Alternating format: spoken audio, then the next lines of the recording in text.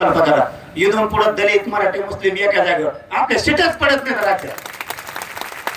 दलिताला जे जे लागत आहे कसा कसं आहे करून घ्या ना. आम्हाला जे लागत ते आम्ही कसा कसं आहे करू बरं का. पण मुस्लिमांना आरक्षणाचं लफडं गुतलंय खावा ना तिने देत तुम्हाला आरक्षण मी देईन आम्ही काय लागत ते अवघड मग ते चांगल्या चांगल्या टांगे पलटी करून इकडे आले.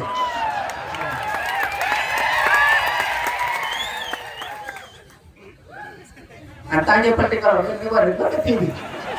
ते दिसायला फार कसे घे पण अशी उडी लांब आणतात हनुमानावानी.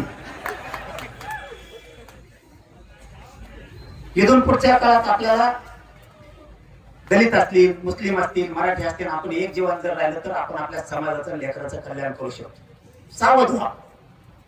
बोलून नाही चालत कृती करावं लागते. जसे मराठ्यांनी यावेळेस कृती केली. न पडणारे पडले. ज्याला 3 लाखाने निवडून आलेला होता निवडून त्याचे ते 3 गेले हे खाली 3 आला 6 लाखाने गेला. मराठ्याची ताकद येते. त्याला जर जॉईंट दलित मुस्लिमाचं मिळालं ना गोरगरीब मुस्लिमाचं दलिताचं मराठ्यांचं कल्याण होईल. बंजारा समाज आहे त्याचं कल्याण होईल. मायक्रो ओबीसी आहे त्याचं कल्याण होईल. यांचंच होऊन दिलेलं नाही 2-3 जणांनी फक्त. सगळ्या दुनियाचं त्यांनाच खायला लागत 2-3 जणांना. ते यावल्याचं एक कोणाचं आरक्षण खातं येईल खातं घरकुल खातं. आता नाकाचा चर्मा टोकर लवती उलटा उलट एकण्या तिकडे झेंडतोय. बोला ना काय व्हायना कमून गप झाला 5-7 महिन्यापासून काही मिळत लागा ना. ते शिंगरे सांगरे पुढं घातले ते शेंगळे आणि ते बोलत देत कुंकडून आणले तर कुंकडून नाही करून खराब बाबाचा हापशाचं पाणी प्याला का करू.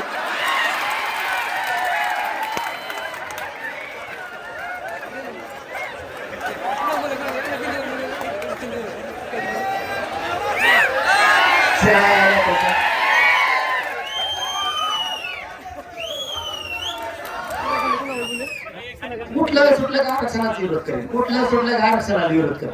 अरे हो ना गोरगरिबाच्या लेकराचं कल्याण काय करायचं. तो केवढ्या मोठ्या पदावरती आहे. किती उच्च माणूस आहे.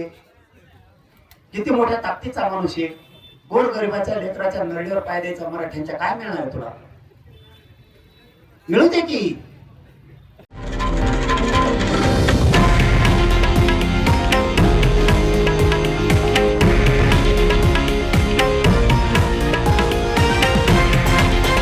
हे आहे देशातील नंबर 1 न्यूज नेटवर्क आणि आपण पाहत आहात TV9 मराठी, एकमेव.